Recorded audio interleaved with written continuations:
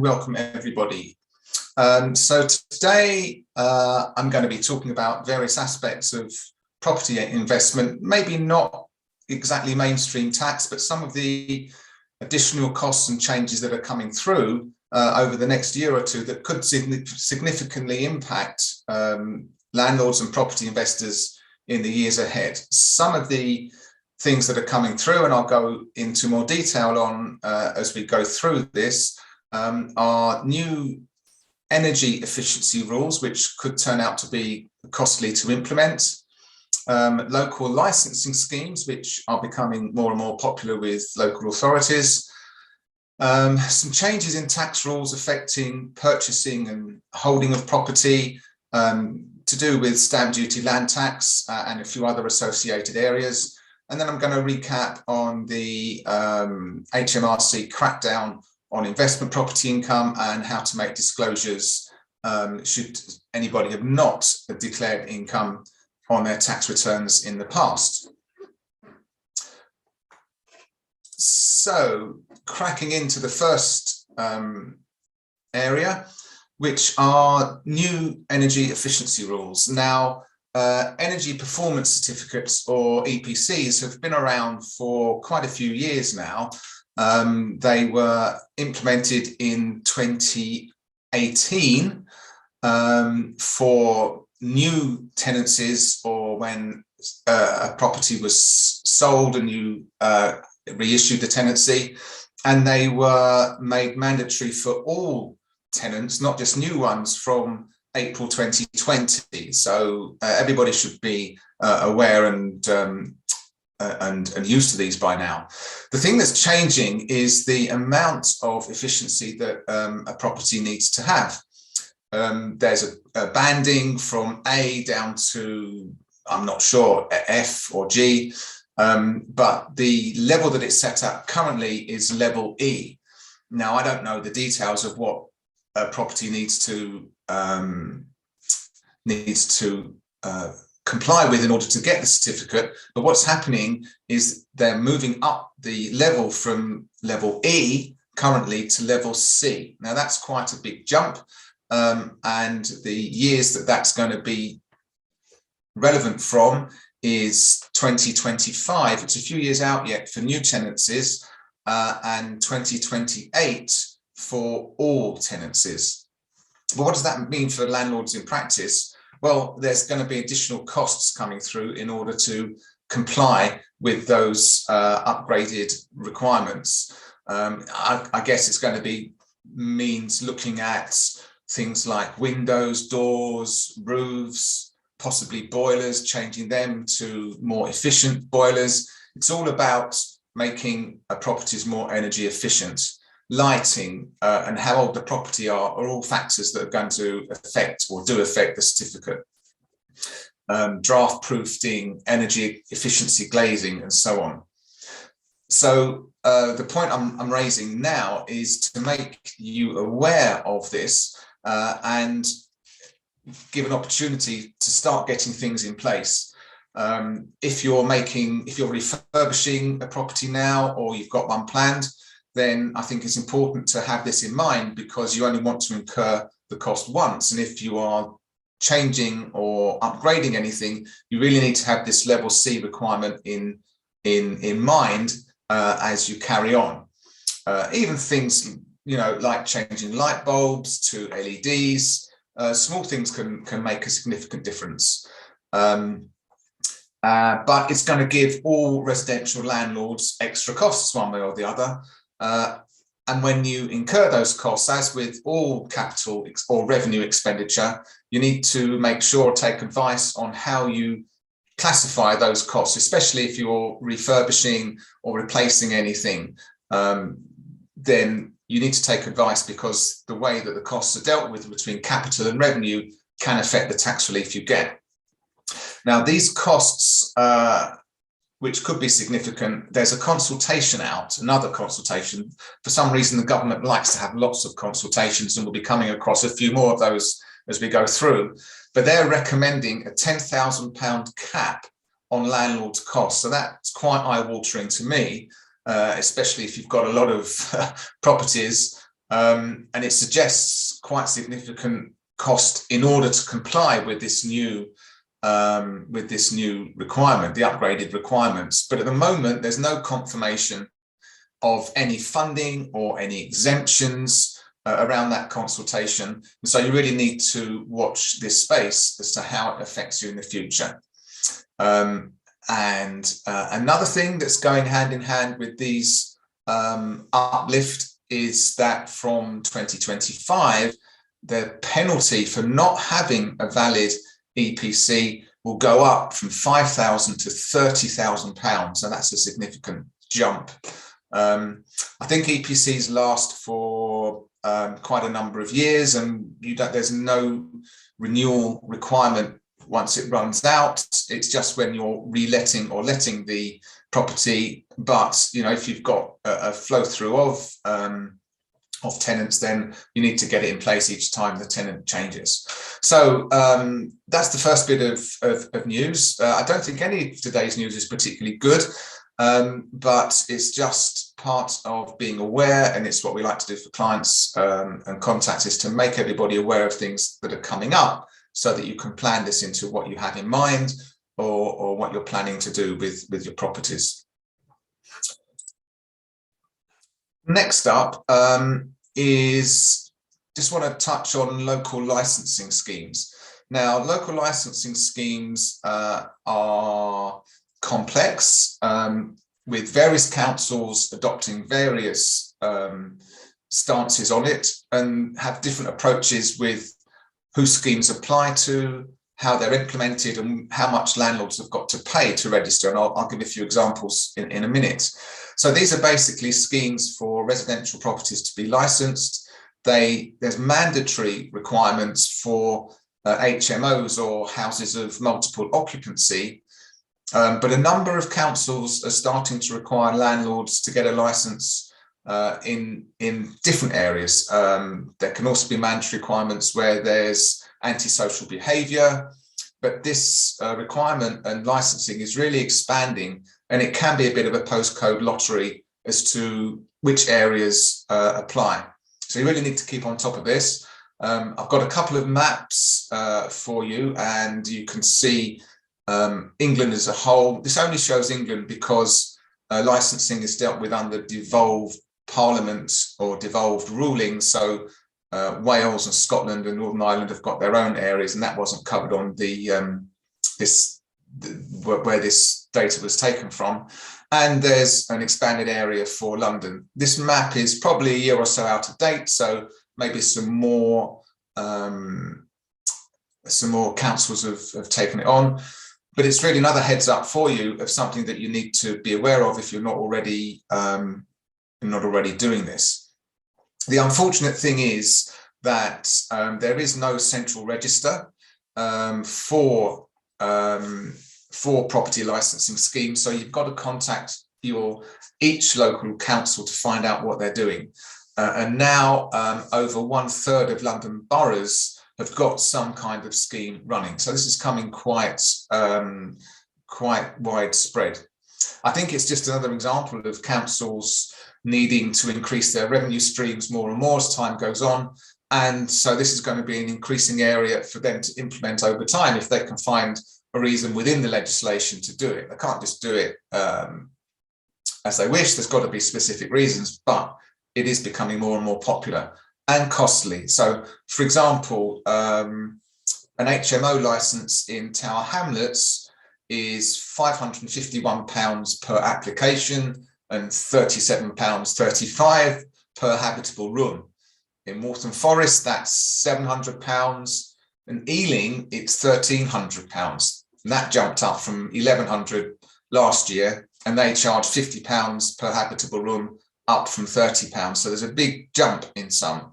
Lambeth, unfortunately, raised their cost by a staggering 75% just now. Until December last year, 2021, the council charged a fee on an HMO of £289 per bedroom.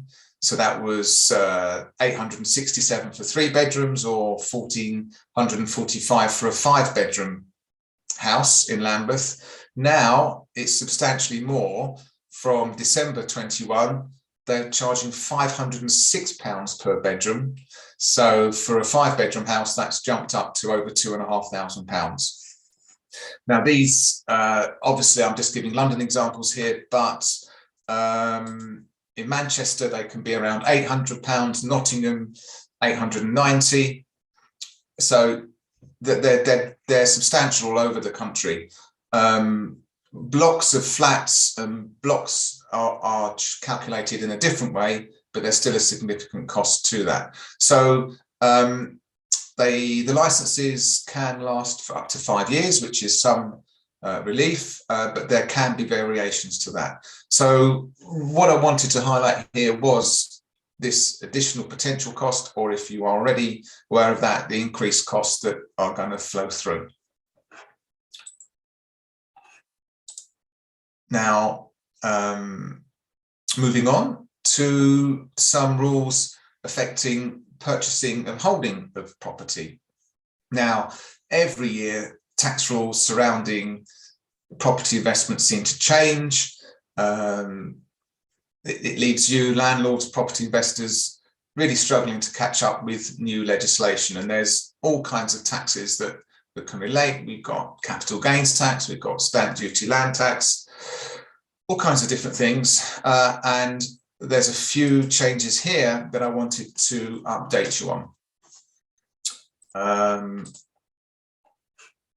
First one is to do with capital gains tax. Now, capital gains tax on residential properties in individuals' names changed. The rules on that changed a few years ago, where it was necessary to put in a residential capital gains tax return initially within 30 days of when the property was sold. And that's quite a tight deadline. There was a relaxation of that during COVID, and now the statutory compliance deadline has been extended out to 60 days. But that is 60 days from the date of completion. And what you need to do within that timescale is to work out the capital gains tax on the residential property disposal. So you've got to go through finding the cost and the associated add-on costs on acquisition, look for any capital expenditure on extensions or changes you've made to the structure and so on, and then work out what the gain was on the property and work out the tax that you've got to pay. And that's going to be possibly a blend between 18 and 28%, or just a straight 28%, depending on your other income levels. That return has got to be put into the revenue within 60 days. And significantly, you have to pay the capital gains tax that you calculate within 60 days of completion. But as I've said before, that is relaxed the deadline from 30 to 60 days, which is good. And I think 30 days was just too tight anyway. That was really difficult to comply with, and 60 days is far more practical. You also need to add capital, even though you've put in the residential property return and paid the tax, you still have to put the capital gains tax pages on your personal tax return each year, add the capital gains into your personal tax calculation, and there may be a slight difference between how much you've got to pay and how much you should have paid, depending on other income and other circumstances. But it's important still to add it on, even though you've put another return in before. And the reason it might be slightly different tax is if you have got some at 18% and your other income within £50,000 earnings level is not as you expected when you did the original return, that could give a slightly different tax charge. Now, this only applies to individual ownership of residential properties, not properties held in a limited company. So that's individuals, partnerships, or LLPs. And just to recap on which properties or who's got to pay capital gains tax. So individuals who have properties other than their main residence, have to pay capital gains tax and abide by those rules I've just set out. There's exemptions for for individuals' main residence where they live. That's been in place for some time, although it is often commented on that can be quite a significant tax take for the government. At the moment, there's no plans to change that. So we're looking at properties, let properties, second homes or holiday homes, or possibly homes that have got significant grounds and gardens. If you've got a property that is, say, comes with several acres of grounds, only a certain amount of those grounds are classified as your home, 1 or 2 acres, it depends on the house. And then anything outside of that is not the main home. And there could be capital gains tax on any uplift for the non-residential part.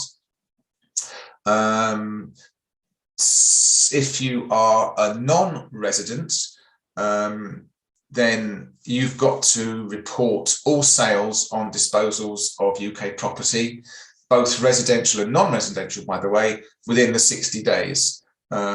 Special rules for non-residents and all kinds of things, but it applies especially to this. And that is even if there's no tax to pay or you've made a loss, that has to be reported too. Capital gains tax may be due on someone's main residence if for some period of time it wasn't your main residence, even though you have owned it and you consider it to be your own house. If at some time you've rented it out or it's been used for business purposes specifically, then that can mean that part of the capital gain on the house is taxable, whereas the other part of it might be exempt. In those instances, it's important to look at the times scales of when it's been used private or non-personal and make a time allocation about that.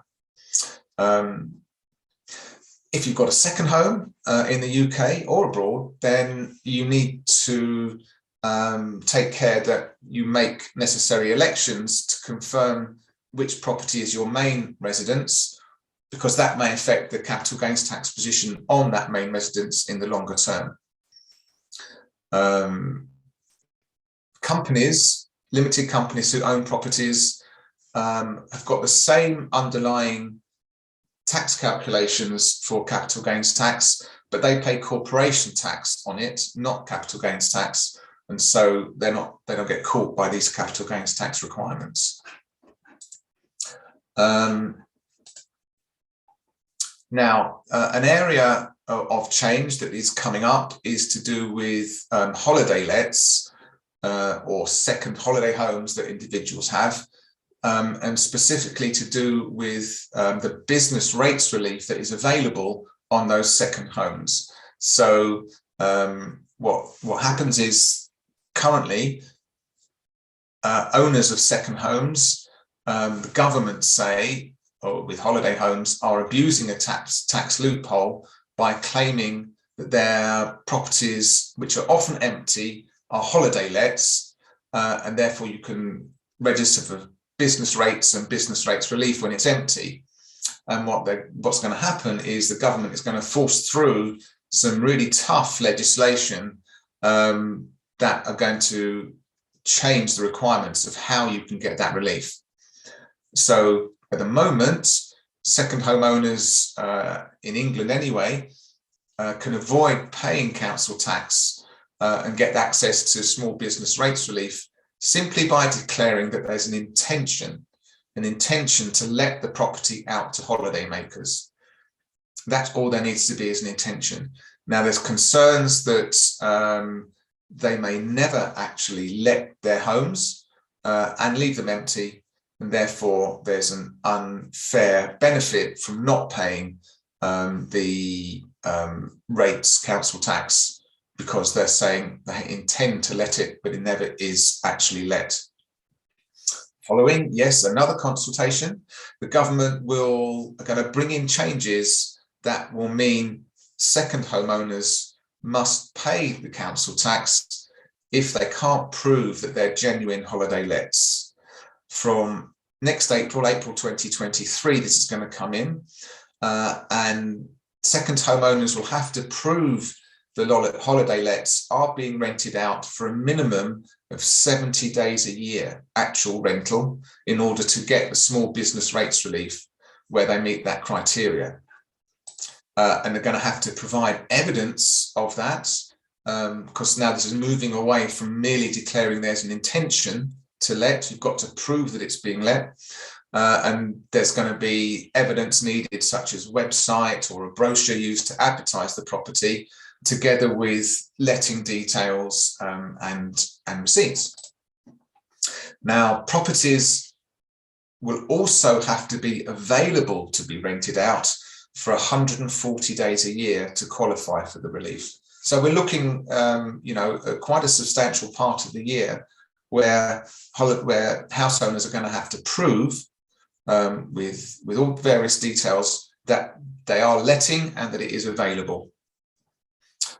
So there is a specific targeting for homeowners who leave holiday properties empty whilst pretending to make them available to holidaymakers. It's any second home, really. It's now this proof of what they are actually doing rather than an intention to do it.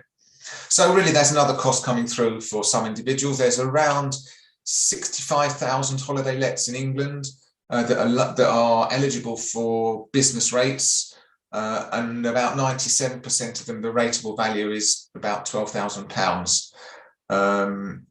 And so it's a change from this no requirement in order to that it is going to be let, in order to have actual evidence that it is going to be commercially let out. And that's probably going to, I don't know what the tax would be on that, possibly at least 1,000, possibly more, depending on the nature of the house. So that's a bit of something for second home owners that's coming through from next year. This area to do with mixed properties is on stamp duty land tax. Now that's chargeable when you buy a residential property at the rates that at different rates. Now, if the property is exclusively residential, it goes on what's called Table A. But if it is mixed, if you can say there's a mix between residential and commercial, then the entire amount is put at the non-residential stamp duty land tax rates, SDLT.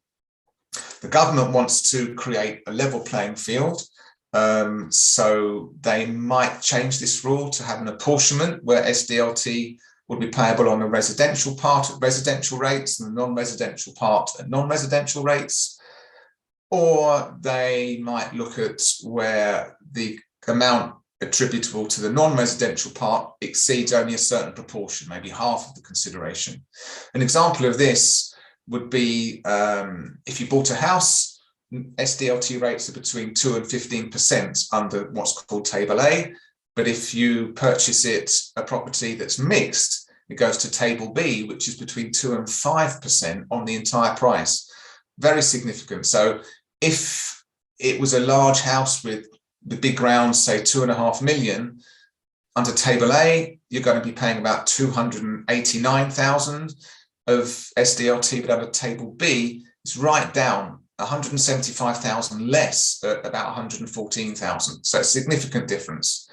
So the problem is there's some dilemma here as to what's going on. Until recently, the Revenue published guidance. They followed their own guidance on what was non-residential use. So that land that was not required for what they call reasonable enjoyment of a house could be treated as non-residential, so that with the purchase of a house in a large area of land, the lower rates were charged because you had this mixed use, residential, non-residential. So a large country house with, say, 7 acres of land where you've got gardens and stabling and so on, then that was accepted as mixed use.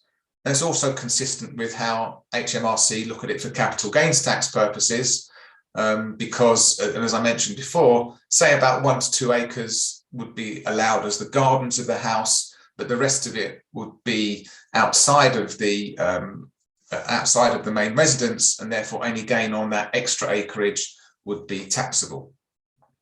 but they've changed their attitude recently to what constitutes mixed use, especially with SDLT. Now, there's been no public announcement of this, but it's clear from tax inquiries and correspondence that they are changing their stance. And unless there's an actual business or other non-residential type activity taking place on the surplus land, both before and after the purchase, then HMRC are going to assert that the land that's sold with a dwelling is part of its garden and therefore residential rates apply. Now, there's several reasons why that change of approach is wrong, and if it relates to you, it should be resisted. There's case law against them, but also their existing guidance. But ultimately, it's a matter of statutory interpretation as to what goes on. HMRC are trying to pick and choose what suits them, which is not unusual. But increasingly, they're challenging the claiming of Table B rates, the lower rates, when you've got a mixed use dwelling, and trying to apply Table A. But really, if you've got a good basis for using Table B and the mixed rate, you really should push back and challenge HMRC on that. Now, multiple dwellings relief. This is another relief within stamp duty land tax. So when you buy a property, and this applies to the acquisition of 2 or more dwellings at the same time in a single transaction. So under multiple dwellings relief, the stamp duty land tax rate is determined by working out the average consideration for each of the dwellings. So it means that the greater number of dwellings you have in one purchase, you can reduce the amount of SDLT across the whole number of properties. But HMRC are proposing that the multiple dwellings relief is restricted to where they are in the whole or part purchase for what they're going to call a qualifying business use. And they may also limit, for example, where you're acquiring 3 or more dwellings in one time, and might look at where there's a subsidiary dwelling within a larger dwelling being less than 1/3 of the value. They might restrict how they apply this going forward. Now, the details on this are not yet out because this is really going on now. There was a consultation put out in November 2020, and it closed for comment just before at the end of February 22 this year. So this is an area where I just wanted to give another heads up, but it will likely be changing in the future, but we don't yet know what the details are, but something to watch out for as time goes through. Now, just going on to what's called HMRC's Let Property campaign. Up here on the screen, we've got that Ilford has got the highest number of landlords in the country with undisclosed property income last year. Now, why Ilford? Strangely, that is where our offices are of Davis Grant.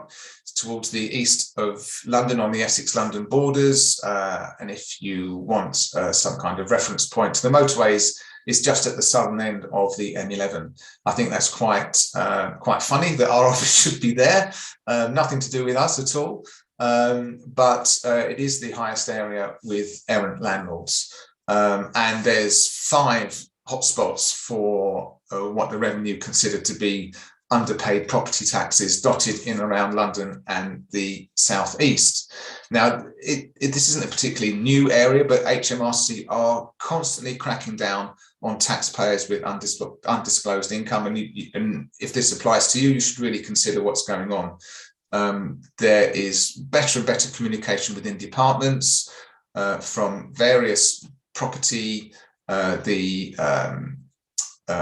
property registers and wherever properties are. Whenever there's a movement going on in property, the revenue are finding out details and through national insurance numbers or through self-assessment numbers, they're linking property ownership with individuals.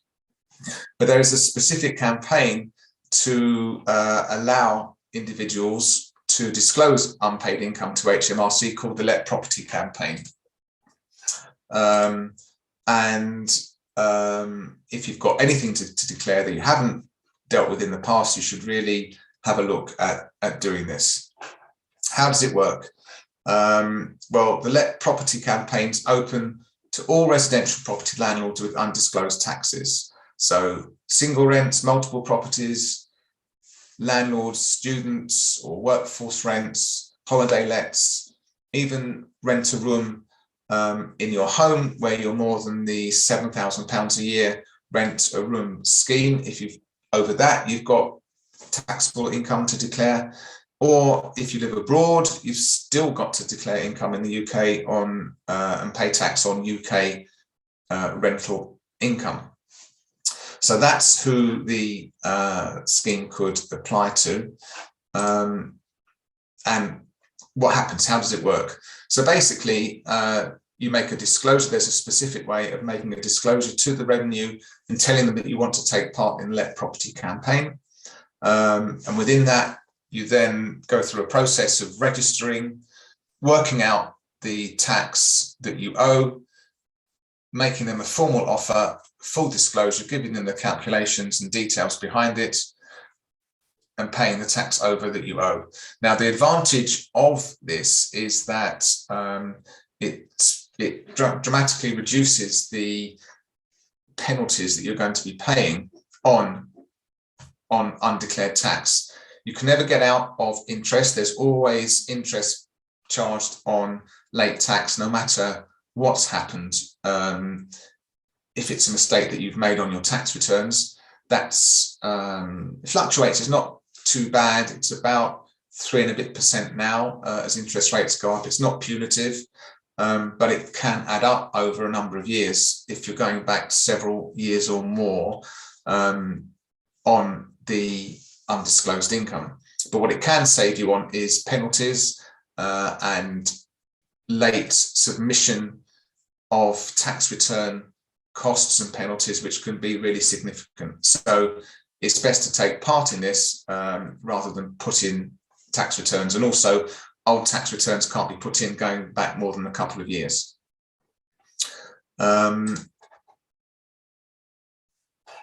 So the penalties, as I've been saying, not just the tax, but penalties as well. And interest is always worked out from the date the tax was first due. Penalties can be reduced down significantly to maybe, used to be lower, but possibly 20% or so. Can sometimes get it lower, but they are hardening up and kicking back. There is also an issue of if you're a UK taxpayer and you have a property abroad, that is still declarable on your UK tax return, even if you've got a deduction of property abroad.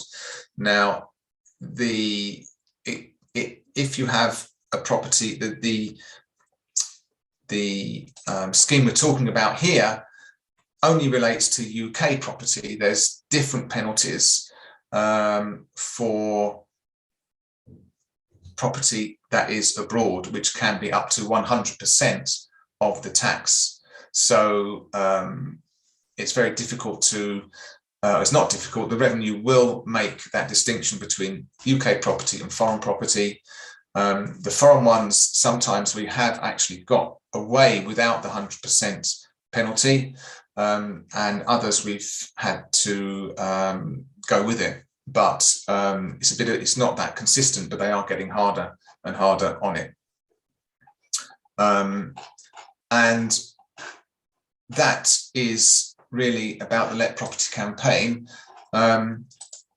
Making notification, there's timescales within making notification and then giving them all the details. You don't have to have the details available and ready when you notify the revenue. You've got 90 days to tell them all the details once they have registered within the specific scheme and given you a reference number.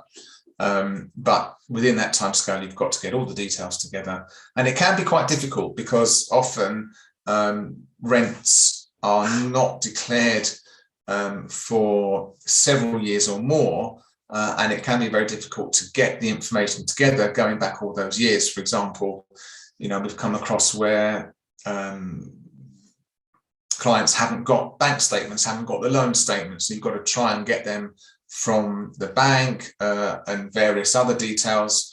Either an individual has just decided to forget about it and they've thrown stuff away, or they just haven't been diligent in keeping all the records. And the longer you go back, the more difficult it is to substantiate that. But it's nothing new to us. We've worked with this and we've worked with these campaigns for a lot of people and usually have a very positive result with the revenue in getting the calculations through.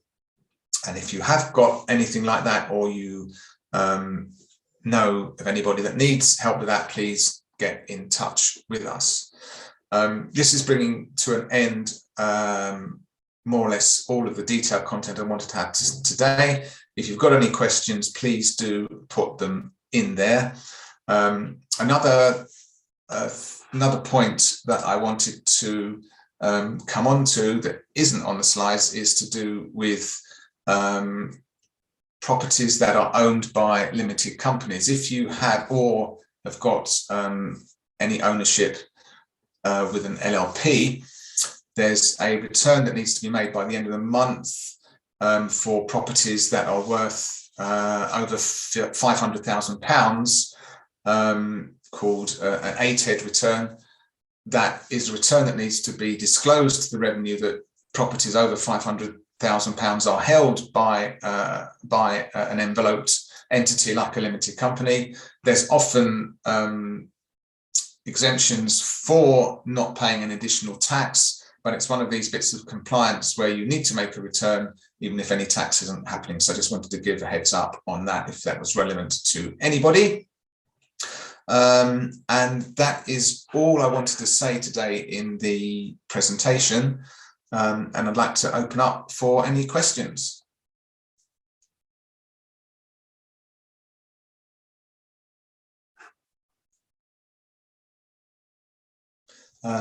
We don't seem to be having any questions come through, which either means that that I've explained very clearly what I was talking about, or that everybody is perfectly okay with their property taxes. It doesn't have to be on anything that I've spoken about today. Anything property related or even general tax related, I'm happy to field if there's anything going on there. But if there isn't, then I hope this has been useful to everybody. Here at Davis Grant, we're helping a large selection of landlords, developers, all across the property, all across the property sector, through all your day-to-day problems and issues with tax and accounting. So please do contact us if you need any help with anything. So failing any questions coming through, if you do need any help with anything, here's our contact details.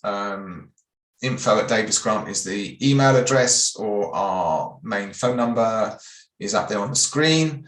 Please do contact us. We do have a really good website that's got lots of information on across broad areas of tax. And that's about it. I'd like to thank you very much for tuning in and watching. I hope this has been some help to you to give a heads up with what's coming up in the property market and the way those costs may impact you, and to allow you to plan ahead better than you might otherwise have done. Because really, if you know about these things coming through, you can get things in order, plan and minimize the costs that it might have for you.